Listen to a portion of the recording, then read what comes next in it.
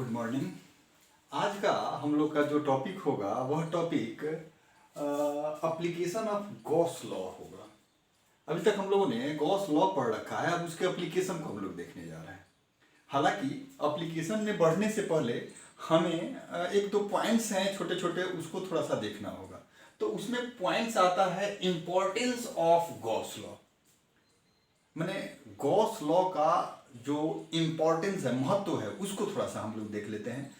Actually हमें electric field जब निकालनी होती है तो या तो हम कूलॉम्स लॉ पर जाते हैं या principle of superposition of charges पर जाते हैं, यानी कूलॉम के नियम पर जाते हैं या आवेशों के अध्यारोपण के सिद्धांत पर जाते हैं।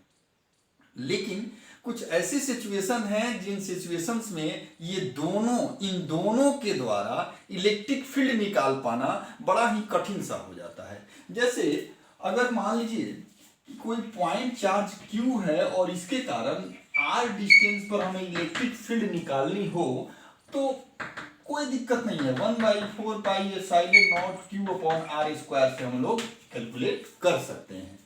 अगर दो चार्जेज हैं तो भी हम लोग डाइपोल के आधार पर, डाइपोल के कंसेप्ट के आधार पर हम लोग कैलकुलेशन कर सकते हैं। लेकिन जरा विचार कीजिए कि जब इस तरीके के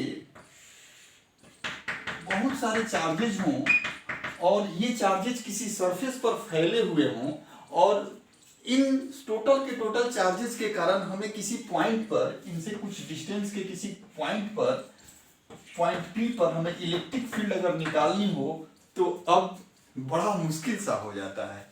तो अब इन सारे चीज़ों को कैलकुलेट करने के लिए, यहाँ इस कंडीशन में इलेक्ट्रिक फील्ड को निकालने के लिए फिर हमें जाना होता है गॉस लॉ पे।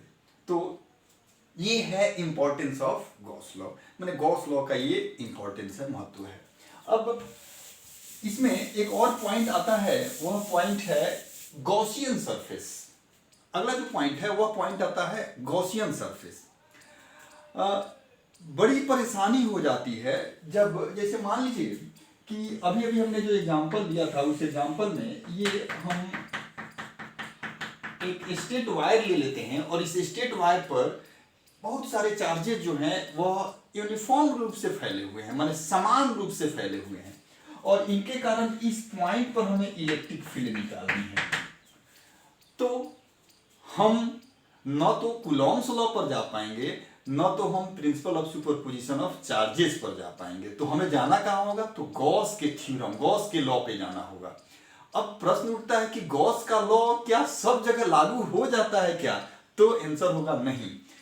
हम गॉस के लॉ को वहीं पर लागू कर सकते हैं जहां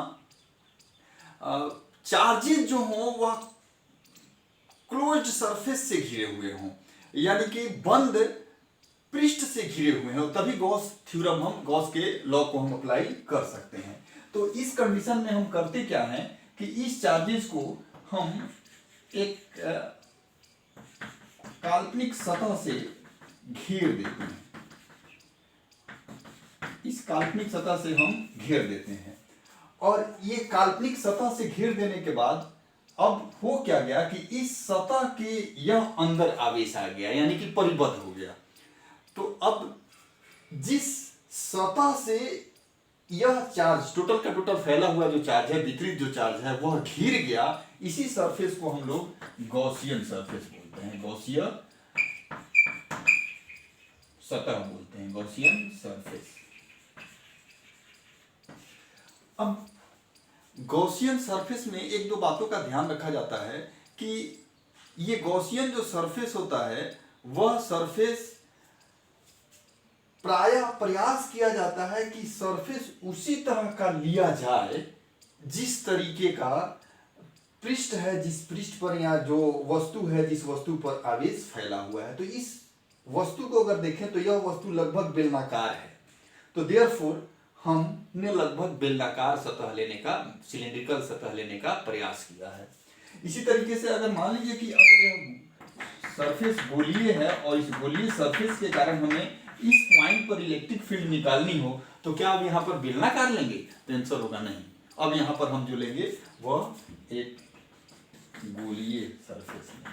तो इस तरीके से प्रयास ये किया जाता है भरसक कि हम जिस फैले हुए सरफेस पर आवेश के कारण फैले हुए आवेश के कारण जिस पॉइंट पर हमें इलेक्ट्रिक फील्ड निकालनी है, प्रयास करते हैं कि वस्तु के ही सिमिलर गॉसियन सरफेस हो